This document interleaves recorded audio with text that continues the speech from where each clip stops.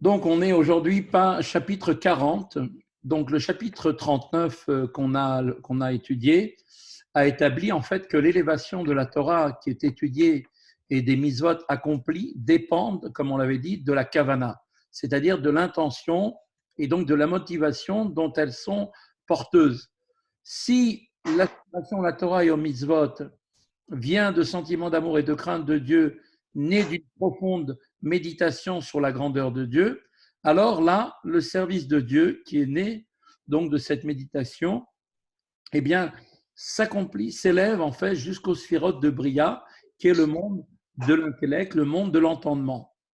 Par contre, si ce sont l'amour et la crainte naturelle qui est au fond de chaque juif qui ont été mis en éveil, alors la Torah et les mitzvot que la personne va réaliser atteignent les sphirotes de Yetzira, le monde donc des émotions, le monde des sentiments.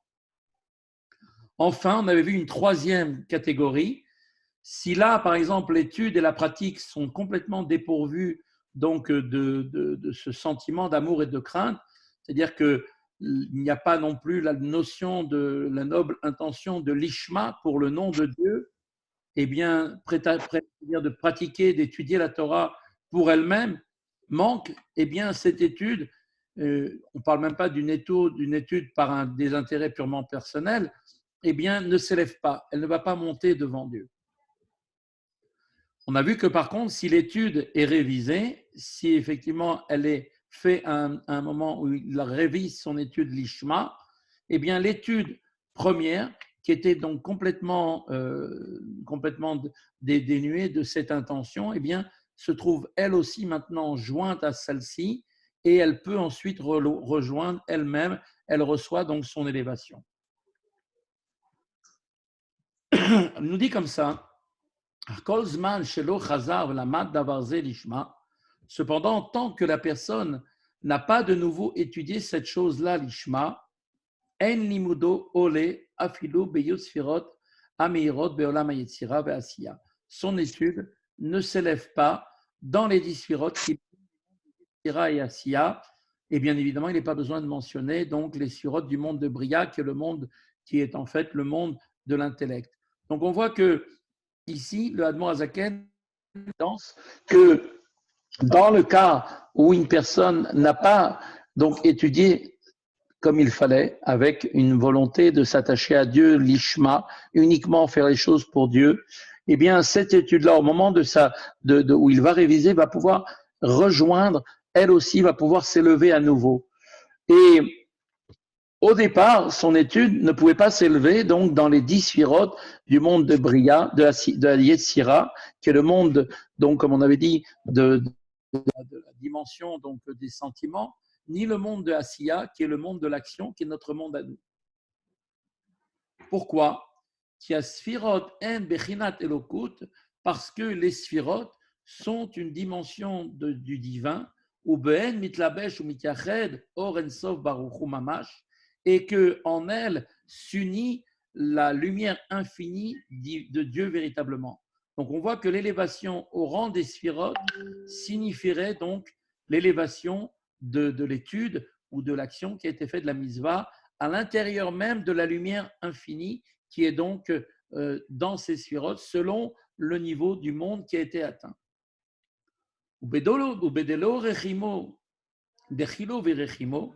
לא יכלה לסלקה מלימיקם קדם השם, כמו שכתוב בתיקונים.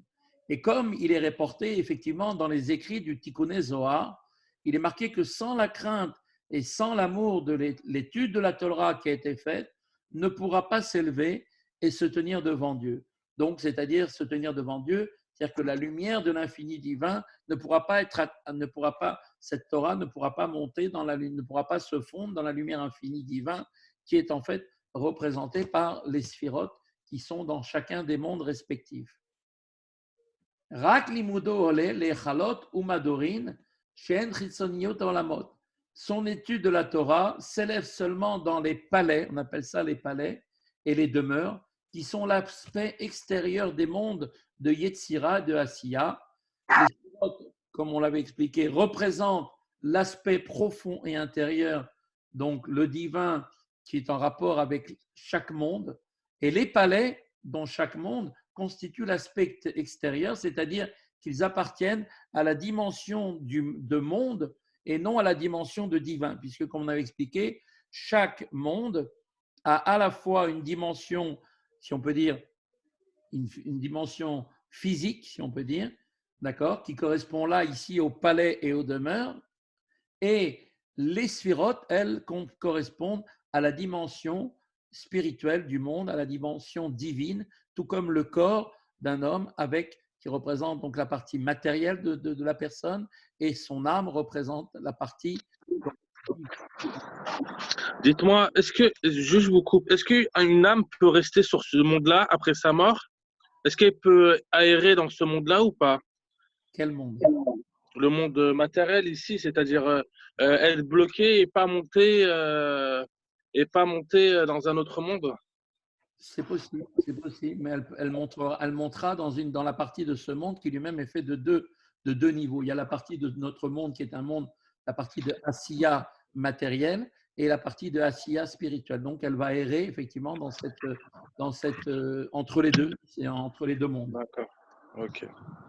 Donc, je reviens. Donc, si l'étude de la partie de l'étude de la Torah est faite sans crainte et sans amour, donc l'étude de la Torah ne peut s'élever, se tenir devant Dieu, c'est-à-dire dans la partie, donc, comme on avait dit, donc des sphirotes, qui sont, eux, la lumière divine qui se trouve dans chacun des mondes.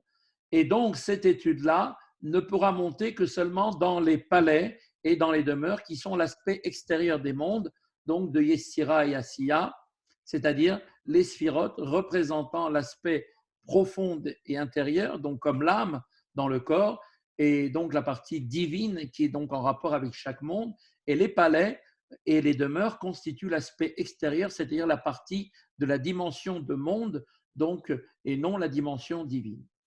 Sheben omdim amlachim, dans lequel se tiennent les anges, que Moshe Katouv, Arav Chaim Vital Zal, comme l'a expliqué l'écrit de Rabbi Chaim Vital, de mémoire bénie, dans le Shahar HaNevoua, dans le chapitre de Shahar HaNevoua, Perek Bet, deuxième Perek, il nous dit là-bas, Torah Shelo Bekavana, que de la Torah qui a été réalisée sans intention, eh bien, sont créés Nivraim Elachim Beolam Yetzira, sont créés des anges dans le monde de Yetzira, et Umea Mitzvot Beli Kavana, et dans les mitzvot qui ont été faits sans aucune pensée, sans aucune prise de conscience, comme on a dit, de la kavana, donc de la dévotion liée, qui doit être normalement attachée à chaque mitzvot, eh bien, ces mitzvot accomplis sans kavana sont créés des anges dans le monde de Asiya. Donc, vous voyez que, effectivement, de chaque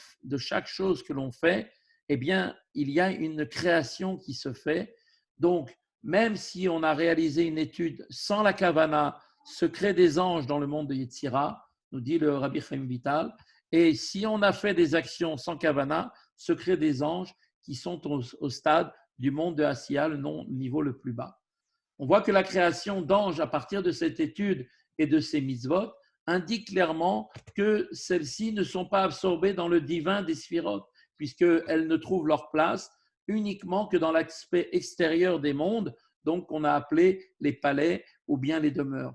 On pourrait maintenant aussi lire autrement, comme il est marqué dans le Shahar HaNevoua, l'absence de kavana dont il parle ici pourrait en effet aussi être compris comme l'absence d'attention, d'application de la pensée à l'étude ou à l'acte. C'est-à-dire que quelqu'un va étudier de manière machinale sans forcément réfléchir à ce qu'il fait ou à ce qu'il dit, et d'un accomplissement des mitzvot, comme par exemple un texte qui est lu machinalement sans être compris, ou bien une action qui est accomplie machinalement sans même l'intention d'accomplir une mitzvah. Ici, Rabbi Shneur Zalman va essayer de voir par rapport à ça, par rapport à cette objection, il va préciser. Il nous dit que tous ces anges aiment Baalei Chomer Vetsura. Or, tous les anges sont faits, comme on le sait, à la fois de matière et en même temps de forme.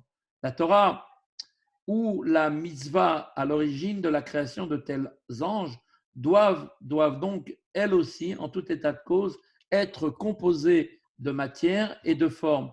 Donc la matière représentant l'aspect extérieur, qui fait donc référence à l'acte ou même effectivement à l'étude que l'on a fait sans réfléchir, et la forme représente en fait l'aspect intérieur, donc à la pensée qui habite, à savoir en fait en l'occurrence la compréhension du texte étudié ou la volonté d'accomplir un acte à travers une mitzvah. Donc le défaut de Kavana, comme on voit dans le Shara Nevoa du Harizal, correspond par conséquence à l'absence de l'intention lishma de faire les choses pour le nom de Dieu, dont le Tanya parle ici. Et ainsi, donc la Torah et les mitzvot sans l'amour et la crainte de Dieu, qui est pour Dieu, s'élèvent uniquement cette étude et ces mitzvot dans l'aspect extérieur des mondes, le niveau des anges, et non au niveau du divin, c'est-à-dire la partie des sphirotes. Tout ce qu'on vient d'être dit concerne bien sûr l'étude ou les mitzvot simplement qui sont dépourvus de l'intention donc de l'ishma, faire les choses pour Dieu. Qu'est-ce qu'il en est maintenant en revanche des mitzvot qui eux véhiculent une intention expressément opposée, c'est-à-dire qu'ils sont uniquement orientés uniquement que sur des choses personnelles. C'est-à-dire je vais faire une chose parce que je voudrais y trouver un intérêt. Qu'est-ce qu'il en est de cela? Donc on a dit que des mitzvot qui sont sans la kavana de vouloir le faire pour Dieu sont des mitzvot qui s'élèvent au niveau des mondes. Donc on avait vu donc des mondes au niveau du parti extérieur des mondes. Et par contre, maintenant, quand une mitzvah est faite uniquement par intérêt, quand je fais quelque chose par un intérêt, qu'est-ce qu'il en est? On dit comme ça, Aval Torah shelo lishma mamash. Mais la Torah qui est étudiée véritablement shelo lishma, c'est-à-dire à des fins intéressées. Comme on avait dit, Kegon liot talmid chacham ou kagavna. Comme par exemple quelqu'un qui étudie pour devenir un érudit ou bien pour une autre raison semblable, pour en mettre plein la vue, pour donner l'impression qu'il connaît.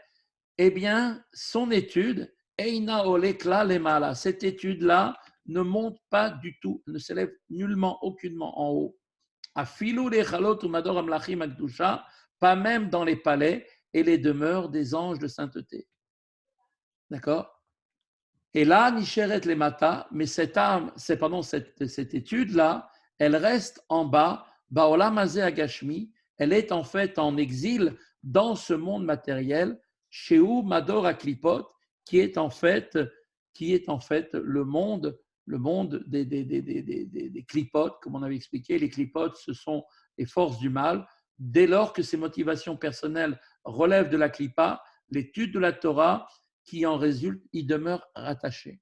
Donc, vous voyez que pas seulement on n'a pas élevé les choses, mais on a fait tomber la chose dans les forces du mal. Sur ça, le Admor Hazaken, il amène une petite note. Il nous dit que Moshe Katouf Bezohar Chelek Gimel, comme il est écrit dans le Zohar, là-bas, et il nous dit comme ça, Aïmala Mila Salka Bakahar Kiyin Itaved Mad Itaved. Le mot qui a été prononcé de Torah, s'il est fait, alors il s'élève et perce les cieux et est réveillé ce qui doit être réveillé. On parle de la lumière qui va donc être par retour la récompense que la personne va recevoir. Itav tav, si c'est du bien, si un mot de terrain qui appartient au service de Dieu, il éveille donc forcément du bien.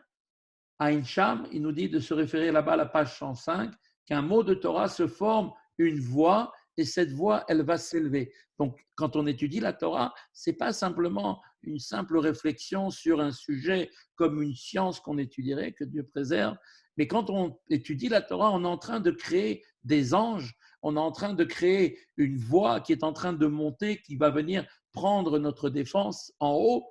Et donc, la Torah est vraiment active, quelque chose de créateur, pardon. À chaque fois qu'on étudie, on crée réellement. Moshe Katouf Bezohar, comme il est écrit là-bas dans le Zohar, à propos du verset, marqué là-bas dans l'Ecclésiaste, quel profit l'homme a-t-il de toute la peine qu'il se donne sous le soleil? Comme c'est marqué, Ma'yitron la'adam mikol hamalo sheyamol tachat hashemesh. Les sages du Talmud veulent souligner ici que la peine que l'on se donne sous le soleil ne procure effectivement aucun profit. Pourquoi? Parce que même si on va effectivement amasser des trésors, on va amasser des biens, tout ça, de toute façon, arrivera le temps où il faudra partir et de toute façon, ça, on ne les emmène pas avec soi. En revanche, l'étude de la Torah, qui, elle, se situe au-dessus du soleil, profite à qui s'y astreint. Et ça, cette étude-là, et le bien qu'elle retrouve, qu'elle ressort de cette étude, est quelque chose qu'il profitera tout le temps, même après son départ de ce monde. Et le Zohar apporte ici une précision.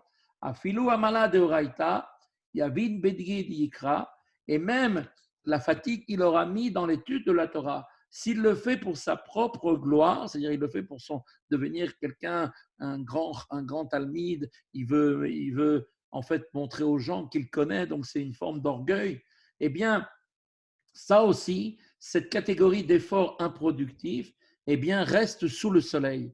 C'est-à-dire qu'en fait, même l'étude de la Torah, qui normalement est au-dessus, dont la capacité de s'élever au-dessus du soleil, c'est-à-dire au-dessus des limites de l'espace, du temps et de la vie, eh bien, cette étude de la Torah, si elle est faite par un intérêt propre, personnel, eh bien, cette étude-là reste sous le soleil, c'est-à-dire qu'elle disparaîtra, puisque arrive un moment où il y a une fin. Tout ce qui est en dessous du soleil fait référence en fait à la limite liée à l'espace, au temps et à la vie. Mais Zécha Amrou, et c'est là, c'est ce que disent nos sages dans Psachim, la Gemara Psachim, Ashre mi sheba lekaan betalmudo beyado, heureux celui qui vient ici, c'est-à-dire celui qui vient au ciel après donc sa vie sur terre, avec son étude de la Torah, avec lui, et que la Torah, que son étude est avec lui. Pirouche, quelle est l'explication? Shelo nishar le mata baolamazé, c'est-à-dire que son étude de la Torah n'est pas restée en bas dans ce monde. Donc on voit que les sages ici ont loué une telle étude de la Torah, l'Ishma, pour le nom de Dieu, qui va s'élever au ciel, et l'étude qui est donc privée de cette qualité d'être faite uniquement pour Dieu et plutôt pour un intérêt personnel, eh bien ne pourra pas accompagner l'âme de cette personne dans son élévation céleste, et elle restera ici-bas cette étude. Donc on voit qu'il a été précédemment établi que l'étude de la Torah qui est dictée par l'habitude, par le côté répétitif, par le côté mécanique, même si elle n'est pas entreprise pour des motifs intéressés, ne peut pas s'élever, d'accord, dans les sphirotes supérieures. Mais on voit que effectivement ici cette idée est en fait pose problème parce que la Torah par définition c'est la volonté de Dieu, qui elle-même, cette volonté de Dieu, transcende les sphirotes supérieures et ne fait qu'un avec Dieu. Comme c'est marqué, Dieu et la Torah, c'est une seule chose. Donc ici, ça nous pose un problème. Comment on peut dire que cette étude, eh bien, elle va rester en bas parce qu'elle n'a pas été faite pour le nom de Dieu, elle a été faite dans le but d'un intérêt personnel. Pourquoi est-ce qu'on doit recourir à la vertu de l'intention de l'Ishma, faire pour Dieu, afin que grâce à ça, eh bien, elle puisse, cette Torah, s'élever jusqu'au sphirotes des mondes de Yetzira, de Bria et même au-dessus. Pourquoi est-ce que la Torah d'elle-même, telle qu'elle est, ne s'élève pas d'elle-même toute seule sans avoir besoin qu'on y attache une intention quelconque? Voilà, tout ça, si Dieu veut, se termine aujourd'hui l'étude du Pérec de Tanya. On verra la suite demain avec